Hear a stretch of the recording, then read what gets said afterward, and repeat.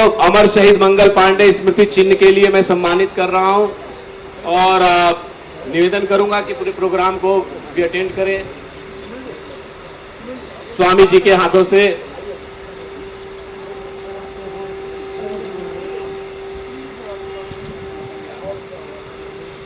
अजहर हमेशा काफी वर्षों से जो है हमारे साथ लगे हुए हैं और ह्यूमन राइट्स में से नए नए यूथ मिलकर काम करने का मैं बहुत बहुत धन्यवाद देता हूं। और अब मैं स्वामी जी को, जिनका आशीर्वाद मॉरिशस से लेकर पूरे विश्व में लोग इंतजार करते हैं, आज महामंडलेश्वर स्वामी जी हमारे बीच में उपस्थित हैं। और दोस्तों, जो लोग आप लोग लाइव पर है, कृपया करके इस दर्शन मात्र से जो है बहुत सारे जो है कार्य संपन्न हो जाते हैं। आज स्वामी महामंडलेश्वर जी हमारे बीच में हैं, मैं उनको आमंत्रित करना चाहूंगा कि दो शब्द कहें और आमंत्रण उनके पास मैं खुद जाके अनुरोध करूंगा कि स्वामी जी वहीं से अपना संदेश दें। एक बार जोरदार तालियों के साथ अभिनंदन करें। जो लोग दोस्त मेरे साथ लाइव पर है, कृपया करके जो है स्वामी जी की बातों को आप सुने और इनके संदेश को सुनने के बाद आपको अद्भुत लगेगा और आपको जरूर ये महसूस होगा कि वाकई स्वामी जी जो आज कह रहे हैं वो वाकई यथार्थ की चीजें कहते हैं और समाज के कल्याण की कहते हैं। डॉक्टर उमाकांता सरस्वती जी, जूनागढ़ महामंडलेश्वर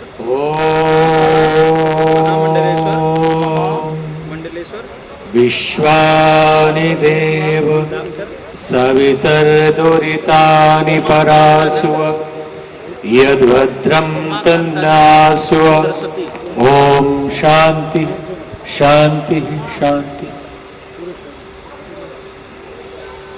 आज ह्यूमन राइट्स डे के इस अवसर पर ह्यूमन राइट प्रोग्रेसिव फाउंडेशन के तरफ से जो आयोजन किया जा रहा है, इस विशेष मंच पे उपस्थित सभी गणमान्य जन, सबका नाम तो याद नहीं, दिलीप सेन जी और भी जो भी उपस्थित है और भाइयों बहनों, हुआ था, चारों तरफ उजाला था, बड़ी रोशनी थी, फिर भी लालटेन लेकर जा रहे थे। लोगों ने पूछा कि दिन के दोपहरी में लालटेन जलाने की आवश्यकता क्या है। उन्होंने कहा कि मैं जिसे ढूंढ रहा हूं सूरज की रोशनी में दिखाई नहीं पड़ रहा। मैं जिसकी तलाश में हूं, मैंने बहुत कोशिश की, सूर्य की रोशनी में वो नहीं मिल पाया। तो मैंने सोचा शायद सूरज की रोशनी कम पड़ रही है तो थोड़ा लालटेन जला लूं, ये रोशनी थोड़ी बढ़ जाएगी। तो आप किसे ढूंढ रहे हैं जो इस संसार में मिला नहीं? वो दुर्लभ जीव कौन है? तो बोला मैं मनुष्य को ढूंढ रहा हूं, मैं आदमी को ढूंढ रहा हूं। मुझे डॉक्टर मिल गए, प्रोफेसर मिल गए, एक्टर मिल गए, डांसर मिल गए, नेताजी मिल गए, मंत्री जी मिल गए, ऑफिसर मिल गए, टीचर मिल गए, स्टूडेंट मिल गए, प्रजा राजा सभी मिल गए, आदमी नहीं मिला। मैं आदमी ढूंढ रहा हूं। अगर आदमी आदमी हो जाए तो उसे राइट की तलाश की जरूरत नहीं पड़ेगी। आदमियत खो गई, इसलिए हमें अपने राइट को लोगों से लड़के लेना पड़ रहा है। कैसी मनुष्यता है? हमारी संस्कृति और संस्कार कहां जा रहे हैं? हम हैं कौन और किस बात की लड़ाई? सारे बुद्धिमान हैं, हम सब उपदेश देते हैं, लेकिन हम जानते हैं कि जितने बैठे हुए होते हैं सब ज्ञानी होते हैं, क्योंकि अपने अपने जगह पे सब उपदेश देते हैं। तो इन ज्ञानियों से निवेदन है कि अपने ज्ञान के कपाट खोलिए और अपनी संवेदना को जगाइए। संसार में दो शब्द हैं, एक को हमदर्द कहा जाता है उर्दू में, और उसी को हिंदी या संस्कृत में हम संवेदना कहते हैं। हमदर्द का अर्थ होता है इक्वल पेन, संवेदना मतलब इक्वल, दर्द बराबर हो। हम ये कह के प्रसन्न हो जाते हैं, खुश हो जाते हैं कि हमारी संस्कृति बहुत महान है। किस बात के लिए महान है? वसुधैव कुटुंबकम, पशु पक्षी भी हमारे अपने परिजन सखा है, हमारे परिवार के लोग हैं। लेकिन एक बात नहीं भूलना चाहिए कि अगर परिवार बनाया तो खतरा है। आप कहेंगे कैसे? परिवार है तो भाई भाई का बंटवारा होगा। अगर परिवार है तो पिता पुत्र भी जमीन के टुकड़े के लिए कोर्ट में पहुंचेंगे। यही कारण है कि हिंदुस्तान और पाकिस्तान हो गया, क्योंकि भाई भाई थे और भाई भाई न रहे होते, संवेदना अगर रही होती हमारी संस्कृति केवल वसुधैव कुटुंबकम पे नहीं टिकी हुई है, वो इससे बहुत आगे है।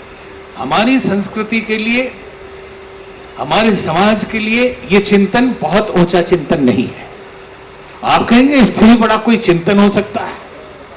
इससे बड़ा चिंतन ये है आत्मवत् सर्वभूतेषु। हम अपने आत्म स्वरूप के रूप में हर प्राणी को अगर देख पाए, संवेदना इतनी विकसित हो जाए कि चोट उधर लगे तो दर्द इधर हो। हमदर्द का मतलब ये होता है, संवेदना का मतलब ये होता है, तो फिर संसार में न एकता के लिए आंदोलन करना पड़ेगा, न ही किसी राइट के लिए किसी को लड़ना पड़ेगा, वो चाहे एनिमल राइट्स हो या ह्यूमन राइट्स हो। समस्या है कि हम आदमी नहीं बन पाए, समस्या है कि हम मनुष्य नहीं बन पाए हैं। हम राइट्स के लिए लड़े नहीं, आदमी बन जाए, हम मनुष्य बन जाए, अपनी संवेदना को जागृत कर लें। तो लोग कहते हैं सभी संवेदनशील हैं संसार में। निष्ठुर कौन है? सबकी संवेदना है, तो कहां है संवेदना? तो पहली कैटेगरी, पहले लेवल पे हर आदमी अपने लिए संवेदनशील है। उसे गाली दीजिएगा दुख होगा, उसे थप्पड़ मारिएगा तकलीफ होगी, उसे आप शारीरिक कष्ट पहुंचाएंगे तो तकलीफ होगी। ये व्यक्तिगत संवेदना है, संवेदनशील है वो आदमी। और उससे भी अगर ऊंचा उठ गया तो पारिवारिक संवेदना है। मेरे परिवार को कुछ नहीं होना चाहिए और बाकी दूसरों के परिवार को नहीं। दूसरे के दरवाजे से एक नाली खोद दो। एक घटना सुना दे, हंसने जैसी है कि एक पंडित जी पूजा करते करते, तपस्या करते करते भगवान शंकर प्रसन्न हो गए। उन्होंने कहा बेटा मांगो, क्या मांगना है? उन्होंने कहा पंडित जी ने कि भगवान ऐसा वरदान दीजिए कि जो हम चाहें वो हो जाए। तो एक शंख दिया, बेटा शंख बजाओ, जो मांगो मिल जाएगा, लेकिन एक शर्त है, जो मांगोगे उतना तुझे तो मिलेगा ही, तेरे पड़ोसी को दोगुना हो जाएगा। बोले ऐसे कैसे? मैंने तो प्रार्थना की मुझे मिले। नहीं, तुमने हमेशा प्रार्थना की थी सर्वे भवन्तु सुखिनः, कि हे प्रभु सबको सुखी कीजिए। आज दे रहा हूं, तेरी प्रार्थना पूरी कर रहा हूं, जो तुझे मिलेगा उसका डबल तेरे पड़ोसी को हो जाएगा। पंडित जी गए, पंडितानी एकदम कमर कस के तैयार थे, घर में खाना नहीं है, 3 महीने से तपस्या में लगे। बोले चुपचाप अंदर चलो, शंख लाया। अरे 200 में मिलता हरिद्वार में। बोले वो नहीं है, बजा के देखो, जो मांगोगी मिल जाएगा। पंडित जी ने बजाया, पंडितानी ने कहा 1 लाख रुपया। देखा 1 लाख आ गया। अब ख्याल आया कि पड़ोसी को कहीं डबल ना हो जाए। जाके बोले चंदूलाल जी जरा तिजोरी दिखाइए। अरे गरीब आदमी तिजोरी कहां, तो सिराना दिखाइए। 2 लाख रुपया। अब तो इनका दिमाग उड़ने लगा, पड़ोसी को 2 लाख। फिर बोले कि गहना चाहिए, शादी के बाद आपने कोई गहना ही नहीं खरीदा। बोले हे शंख महाराज मेरी पत्नी को गहने से भर दीजिए। भर दिया। फिर पड़ोसी की पत्नी देखने के, गहना कितना? डबल। अब दोनों ने क्या किया, रोने लगे। इनको किसी बात की कमी है, जो चाहो भगवान दे रहा है, लेकिन रो रहे हैं कि हे प्रभु पड़ोसी को ज्यादा क्यों हो रहा है। आज समस्या ये नहीं कि धन के अभाव में हम बहुत ज्यादा दुखी हैं, सबसे बड़ी समस्या ये है कि पड़ोसी क्यों सुखी है।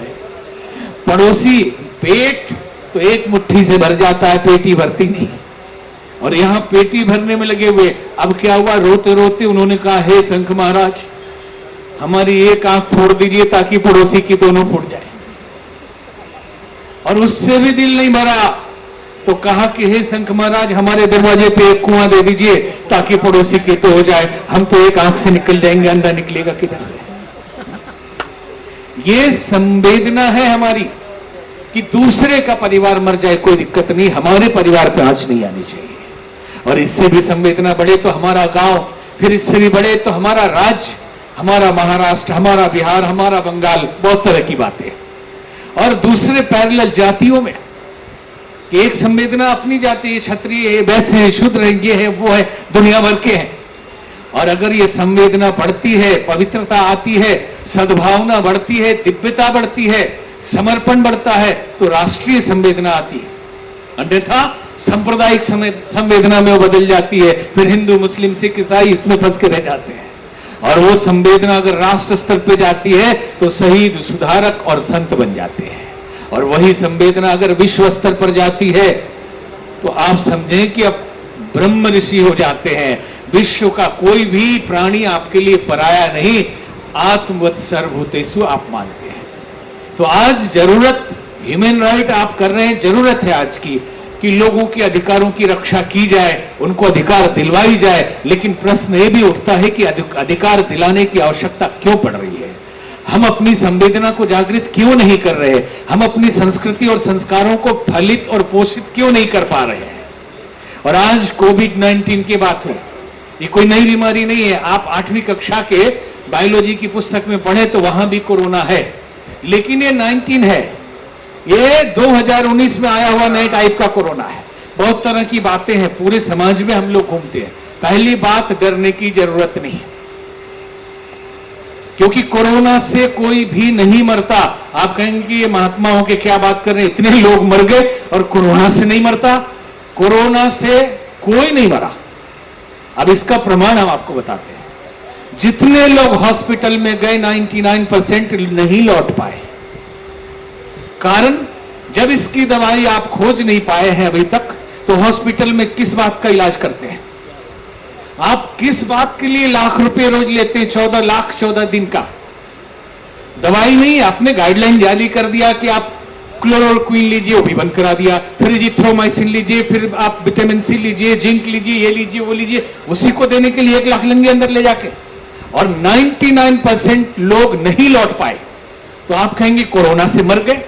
नहीं, कोरोना से नहीं मरे। हमारा ऑब्जर्वेशन है, वो लोग जो बुजुर्ग थे, वो लोग जिनको सांस की बीमारी थी, वो लोग जो शुगर के बड़े बीमारी से ग्रसित थे, हार्ट डिजीज से ग्रसित थे, उनको इतना डर हो गया, ना अटेंडेंट नजदीक जा रहा और ना डॉक्टर नजदीक जा रहा।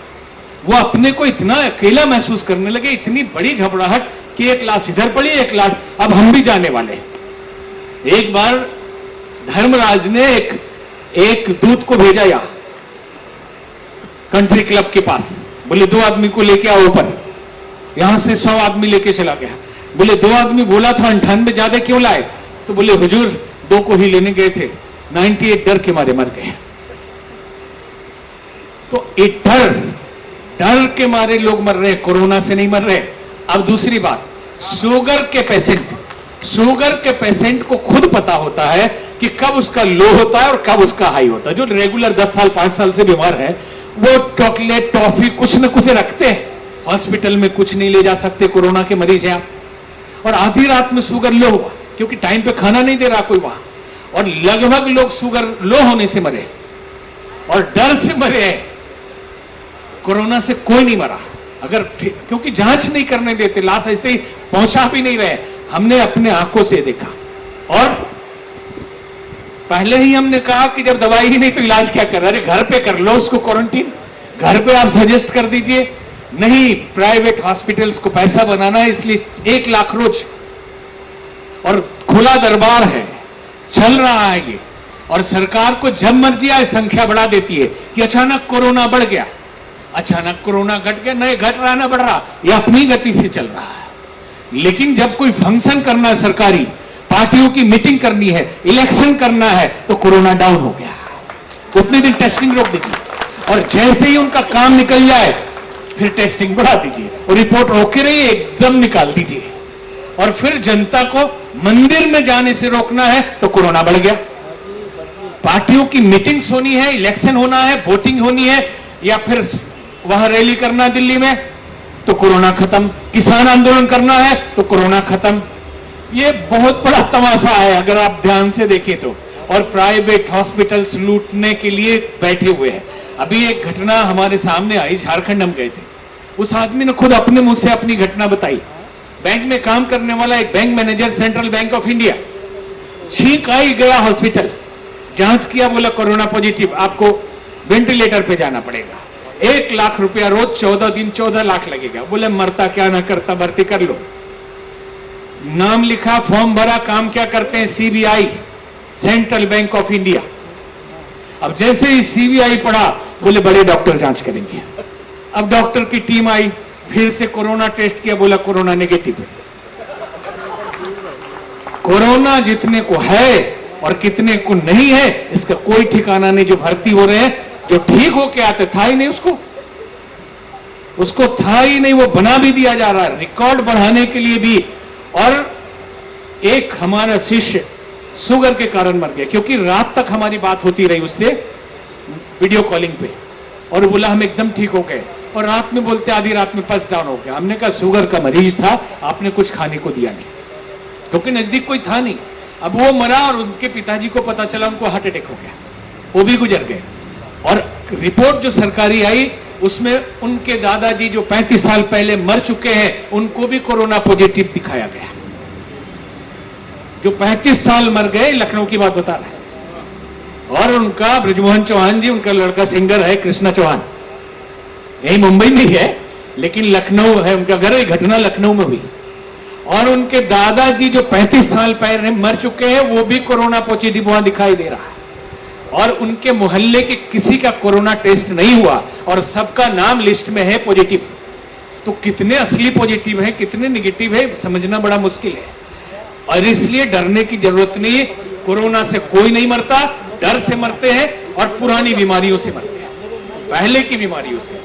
क्योंकि ये बीमारी है, खतरनाक बीमारी है कमजोर लोगों के लिए, फेफड़े के कमजोर लोगों के लिए पहले से ट्यूबरकुलोसिस है, सांस की बीमारी है, और दूसरी बीमारियां हावी हो जाती हैं। और कोरोना के नाम पे जब आप हॉस्पिटल जाते हैं तो उन बीमारियों की दवा टाइम पे नहीं दी जाती, क्योंकि उस डॉक्टर से संपर्क ही नहीं करते। कि जो डिप्रेशन का मरीज था, डिप्रेशन की दवाई बंद, 2 दिन में पागल होकर मर गया, वो चला।